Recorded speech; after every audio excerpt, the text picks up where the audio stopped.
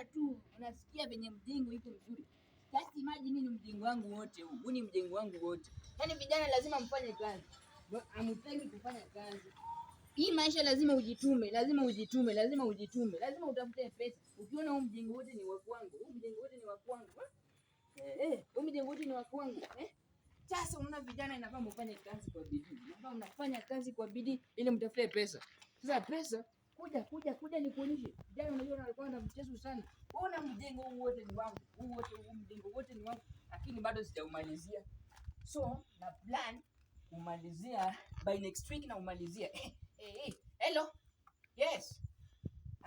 Hey, wewe fundi, nilisema hii mjengo umalizie by next week, ulikuwa umeshamalizia. Lakini sasa sijui mbona hujamalizia.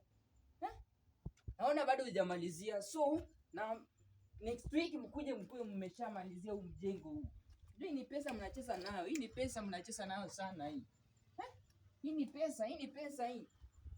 Hii ni pesa mnacheza nayo. Lakini hapa hii naona ni nzuri sana. Hii ni pesa mnacheza nayo sana hii. Sasa next week mkuu mmeshamalizia. Umesikia?